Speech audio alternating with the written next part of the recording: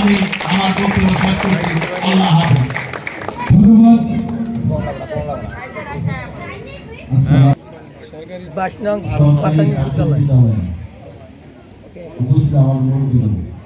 আমার বোনেরা, মায়েরা, সবাই আমার পক্ষ থেকে আপনাদের প্রিয় মন্ত্রী দেশ এবং খালের পক্ষ থেকে আপনাদের সবাইকে অভিনন্দন এবং মোবারকবাদ। আমরা সকাল থেকে আমি ঢাকায় থেকে রওনা দিয়েছিলাম। সকাল অনেক ভোরে উঠেছিলাম। কোথায় জানেন?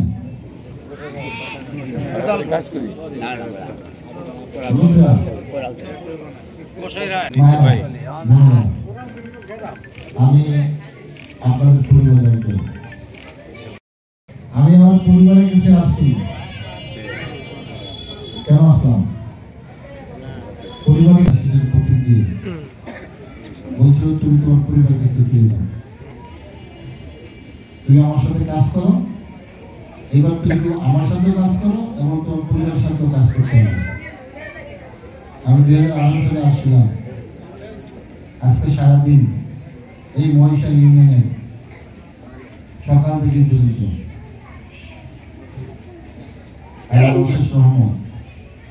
আল্লাহর মেহরবানি, যেভাবে আমাকে মহিষা ইউনিয়নের লোকজন যে ভালোবাসা দিল,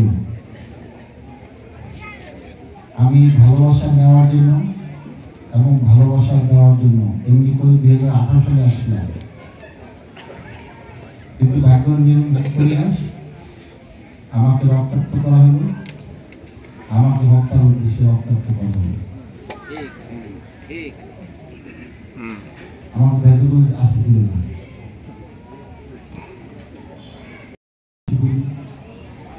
আপনারা যদি আমাকে বেশি ভালোবেসে দিলেন, আজকের সেই ভালোবাসার প্রকাশ আমি পুরা শরীর সব জায়গায় দেখতে পাচ্ছি। আপনাদের দোয়া বরকতে, আপনাদের আল্লাহর কাছে দোয়া করার কারণে বিয়ে করার 2 বছর পরে আমার যেদিন আমি রক্তাক্ত করে প্রথম হত্যার উদ্দেশ্যে, তারপর আমাকে হসপিটাল থেকে আমাকে অ্যারেস্ট করে। আমার বিয়ের বয়স হয় 2 বছর আর আমার ছেলের জন্মের বয়স হয় 8 মাস।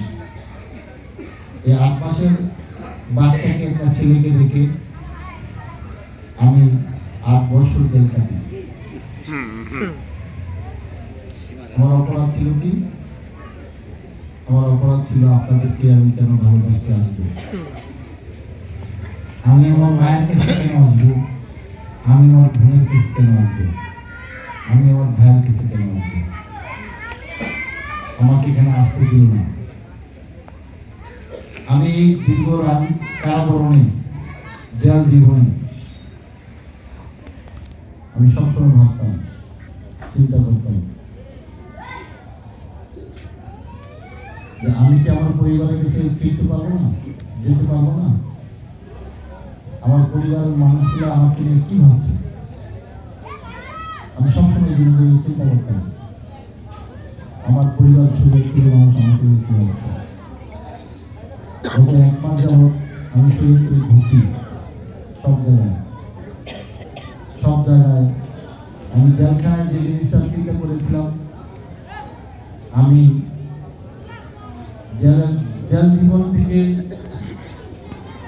যে জিনিসটা চিন্তা করি, সেটা আমি আজকে শরীয়তপুরের প্রত্যেক জায়গায় আমি সেই ভালোবাসাটা পেয়েছি। আমি সেই ভালোবাসাটা আমাকে দিয়েছেন আপনারা। আমি আমার সমস্ত কিছু আমি ভুলে গেছি আপনাদের ভালোবাসা। আপনারা আমাকে ভুলেন নাই, আমিও আপনাদেরকে ভুলি নাই। আপনাদেরকে চান না? সেই জন্য আগামী দিনে ইনশাআল্লাহ আমরা সকল ভেদাভেদ ভুলে গিয়ে, ধর্ম, বর্ণ, গোত্র সমস্ত কিছু ভুলে গিয়ে আমরা কোনো হিংসায় বিশ্বাস করবো না, আমরা কোনো হিংসাতে যাবো না। যাবেন না? পরিবারের মধ্যে হিংসা থাকা ভালো কি মায়া ভালো? আমি আসার সময় এক হিন্দু মহিলা আমাকে বলতেছিল যে বাবা আমরা এই দেশে আর কোনো হিংসা দেখতে চাই না। সুতরাং আমাদের ভাইরা, আমাদের পরিবারের আগের লোকেরা যা ভুল করেছে, আজকের এই অনুষ্ঠান থেকে আমরা সবাই সেই ভুলকে ক্ষমা করে দিব না? আমরা সেই ভুল যারা করেছে আমরা সবাইকে ক্ষমা করে দিই, সকল ভুল ভ্রান্তি ভুলে গিয়ে, সকল হিংসা বিদ্বেষ ভুলে গিয়ে আমরা আগামী দিনে একটা স্বপ্নের শরীর করব। আমরা আমাদের ছেলে মেয়েদেরকে সুশিক্ষা শিক্ষিত করব। আমি আজকে স্কুলে কতগুলো স্কুল মাদ্রাসায় গেলাম, মুরব্বীরা বাচ্চাগুলো আমাকে পেয়ে, আমি জানি না কেন এমন করছেন। প্রত্যেকটা স্কুলে, প্রত্যেকটা মাদ্রাসায়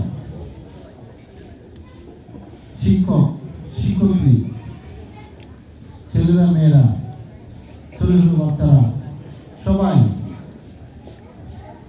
আমি জানি না ওদের কি হলো।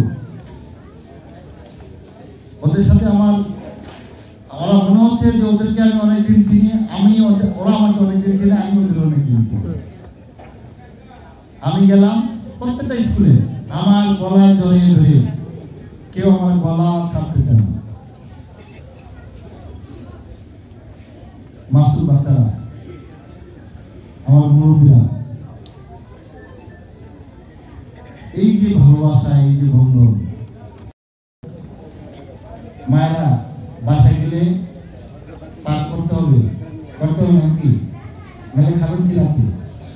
আপনার উপর পরিবার ডিপেন্ড। তারা রান্না বান্না সবকিছু, পরিবারের সবকিছু ফেলে রেখে বসে আছে। আপনারা সারাদিন কাজ করেছেন, সারাদিন কায়া, এখন আসছেন আমার কথা শোনার জন্য। এই যে ভালোবাসা, এই যে আকর্ষণ, এই আকর্ষণ কেউ চাইলে পায়, এই আকর্ষণ আসতে হয় আল্লাহর পক্ষ থেকে। ঠিক, আল্লাহর পক্ষ থেকে। সেই জন্য আমি আপনাদেরকে বলছি, আমরা সব ভুলে যাই।